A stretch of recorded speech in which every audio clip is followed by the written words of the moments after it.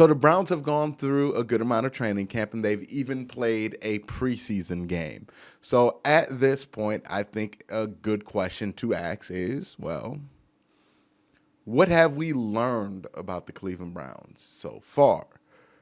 And I think there's a lot of things we learned about the Cleveland Browns, not only the front office, not only the organization, but also this roster that are going to be very important going forward. What are those things? I'll tell you. But before that, I want to make sure you guys hit that like button, hit that subscribe button, and ding that notification bell so you can be notified. I'm going to have another live stream this weekend for the Browns versus Giants preseason game. So if you want to watch that game along with me, make sure you subscribe, make sure you're notified so you don't miss it. Also, got to give a shout out to the Patreon.com Dog Check tier members. I'm going to start with Michael Mateek, Michael Morales, Mark Kahn, Max Haymaker, Drake, Nick Merrick, Mike Labra, Wes and Megan, DA and J, Greg Ehlers, Austin Bolin, Easley Bash, Joe Hart, Gabriel Wilson, Fred Pratt III, David Valtiara, Relentless Buck, Chunt, Rex Kaufman, Kevin Johnston, Cleveland Cart, Matt H, Sign Sheets, Gemini, Lewin Freeman, Fight Dirty 74, Yo-Yo, Matt Lloyd, Paul Wilcox, Hundo Magnifico, Kyle Stouffer, Lukey from Munich, Deveroff, J Guy 101, Musty Taco, Joe Bobby, Brad Cowboy, Dylan W, James McGinley, Arendal, Chad Gimme, David Maldonado, Dylan Hill, Josh Bendor, Jaleel Salim Jr., Mark M, Stuart Moore, Cleveland BCI, Robert Jermaine Jr., Dave Mike May, Andrew Hirsch, Curtis Bear, Batman, Barack Kumar, John Albert, Beerman069, Masayua Buzzer, Roland James Nemo, Mac House, Reeve Hertz, Philip Wilcox, Marie River, Sean Barron, Gagos Pisano, Corporal Nick Lopez, Dom Gazzola, Nick Nasty, Ian Whitaker, Colin 216, Christian, Dave Strong, Michael Stone, Billy Moose Gentry, Austin Z, Mark Burnett II, Andre Griffin, Otis Wolf, Dog Pound Kai, Lydia, Jesus Serrano, Alexander Davis, Chris Phones, Picktown Browns backer, Max Nilikenko, Mark Khan, Max Aldojo, and Water Bear Marketing. Again, guys, thank you so much for the support. It means a ton. Now let's get to the video.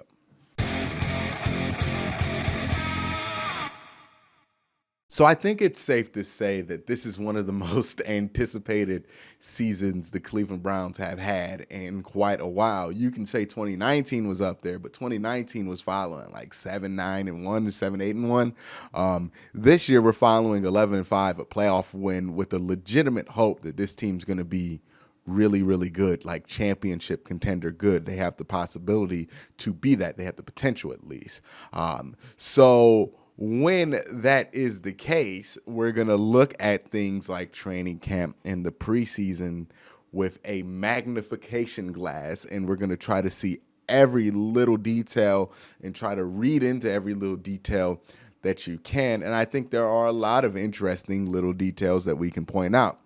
The first thing I think we have learned in this year's training camp is Andrew Berry, and I know this is not a shock to many, but Andrew Berry might be a really good GM, right? We knew he was really good at some of the negotiation stuff when it came to free agency and getting favorable deals on the market. That's something you can immediately tell if he's good at or if he's not, right? What are his spending tendencies, and can he get the players that he wants at the prices that he wants? He has been able to consistently do that the 2 years he's been here. So we knew that about him.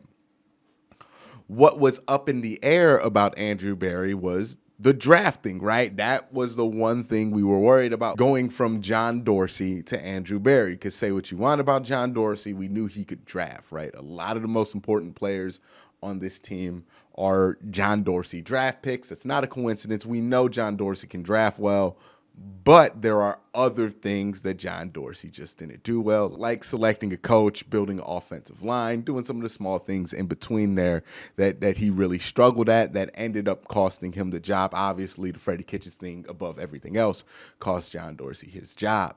But nonetheless, when we switched to Andrew Berry, we were worried about the drafting. Well, if you look at these last two drafts, there's reason for encouragement to think that Andrew Berry can be really good at this scouting thing as well. If you look at his 2020 draft, right, his first draft is actually a pretty solid draft when you consider all the factors in it. And remember, this is a draft where after the combine, everything was shut down. So no pre-draft interviews, no workouts. And to Andrew Berry's credit, he's had 2 years like that, where he was under lockdown and had to draft. And, you know, he came out there with Grant Delpit, who we don't know what the book is on him, but we have a lot of hope on him. Jedrick Wells, who we know was a really good left tackle last year. Harrison Bryant, who has shown some flashes. And then Donovan Peoples-Jones and Jacob Phillips. Donovan Peoples-Jones, more so than Jacob Phillips, has showed a ton of potential. And then we fast forward into this year's draft. JOK looks amazing. Greg Newsome looks pretty good so far. And then you got guys like Demetric Felton, right, that are just popping up out of nowhere. Richard LeCounte has looked really good so far in camp, which brings me to a conclusion so far, right? This is just 2 years in, as much as you can judge it. It seems like Andrew Berry is a really good GM, right? He has the contract stuff down. He's been able to negotiate deals with free agents. He's been able to negotiate really team-friendly deals with his own players, right? The two big ones, Nick Chubb and Myles Garrett, both massively under what their market value would have been if they would have just walked.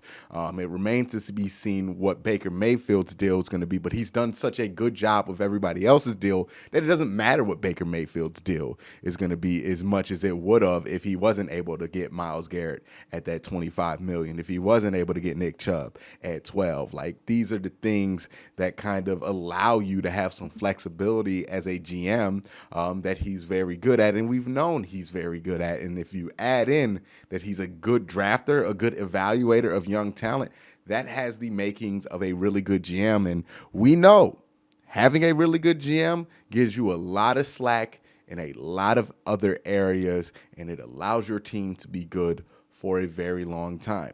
Pittsburgh and Baltimore have been good for a very long time because they have had excellent GMs, excellent player development staff, even to the point when both those teams didn't have franchise quarterbacks at certain points in time, right? For the Steelers, it was the early 2000s.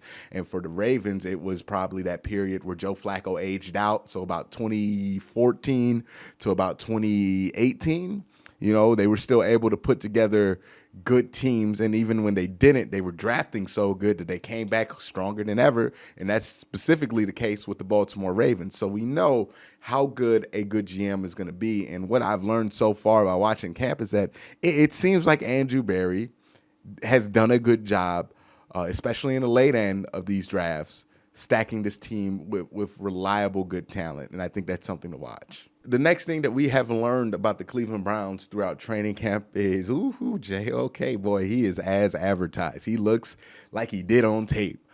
He is just as fast. He is just as explosive. And he's somebody who, for whatever reason, right, from that wide angle in the stadium, he doesn't look as big as the other linebackers, but if you just get up and close to him, he doesn't seem like a small guy. Now, obviously, he's not a small guy when it comes to regular people standards. He's like 220, 6'1". Like, that's not a small guy by anybody's standards. But when it comes to NFL linebackers, is usually like an inch and about 10 pounds heavier. It doesn't really look like that's affecting him. I saw him break through on a block from Carlos Hyde and a block on a lineman. I saw him tackle Carlos Hyde, who, look, he's not the same Carlos Hyde he was a couple of years ago, but he's still a big boy NFL running back that if JOK's size was going to be an issue, he would not be able to tackle. Had no issues doing that to Carlos Hyde. So it looks like JOK is going to be the real deal. And it also seems like the coaching staff is going to try to keep that a little bit under wraps until the season starts. I think that is their special trick up their sleeve for week 1 and for the regular season, and that they're going to give us JOK in the third quarter of these preseason games, and they're not going to show their hand on how they're going to use him, even though it's obvious they're going to use him as a blitzer and a will linebacker, but they're not going to try to tip their hand too much on the different ways they can use him. But it looks like he's going to be ready to go. It looks like he's going to be big enough, strong enough, and fast enough to make a immediate impact. And man, as excited as I was just looking at the guy on tape before the draft, and then double that when the Browns drafted him, watching him in the Cleveland Browns uniform in that preseason game look just like the guy I saw at Notre Dame in the NFL. That's exciting. He has to continue to do it all preseason, and obviously he has to do it in the regular season. But if those performances so far in his career are any indication of the kind of linebacker he can be, he's going to be special. The next thing, and I start off with 2 very positive things about the Cleveland Browns that we've learned. There's one thing in here that's not so positive, and that is the interior defensive line. Unfortunately, the interior defensive line was a huge question mark coming into this, right? They had gotten rid of Sheldon Richardson. They were going to replace him with Malik Jackson, and they're going to replace him with Sheldon Day and a combination of Jordan Elliott and, young guy in Andrew Billings, right? That was the plan. And I'm not convinced that the interior defensive line is going to be better this year than it was last year with Larry Ogunjobi and Sheldon Richardson. I don't think the Cleveland Browns have upgraded in that area. I was kind of on the fence about it because Larry Ogunjobi did give you some issues when it came to defending the run up the middle that you would think that Andrew Billings would solve, but anything from what we saw from Andrew Billings in that first preseason game, if that's a marker of how he's going to play, that's really concerning because he's not going to be the pass rusher that Larry Ogunjobi was, and it doesn't even look like he's the run defender that we hoped he would be with that extra size. I don't know what we can expect out of Malik Jackson. Will he be just as good as Sheldon Richardson? That's a tall task. Sheldon Richardson was a really good player last year, and, I haven't seen enough from any of the young guys that would suggest that they're ready to take snaps with the ones or take over with the ones. Yes, Jordan Elliott had a good preseason game. I want to see him build on that, but nothing that I have seen makes me think that they have upgraded in that interior defensive line. And when you have a secondary that's so good, a edge rush that's so good, a linebacking core that could be so good, that hole on the interior defensive line could be one of the biggest sources of frustration for the Cleveland Browns defense if they can't patch that and if somebody can't step up. And also on top of all of this, there's uncertainty with that defensive line, right? If you just take the edges into account, you got 4 guys on 1-year deals. Everybody that you're relying on this year in that interior defensive line is going to be on a 1-year deal. So even if you do put it together this year and they have a decent enough interior defensive line, what's the plan for next year?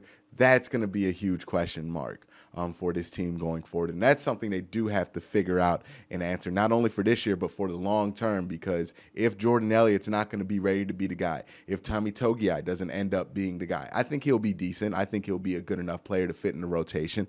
But still, you have more players to add behind that. How are you going to do that? Because the more cap crunch you get with all the guys that you have to re-sign, the less you can do those 1-year deals for decent defensive tackles to kind of fill that role. So that's going to be something to watch. 2 good things, 1 bad for the Cleveland Browns. Those are my takeaways so far in camp. What are your takeaways so far of this Cleveland Browns camp? Let me know in the comment section down below. But again, guys, thank you for watching. Have a great day. Have a good night.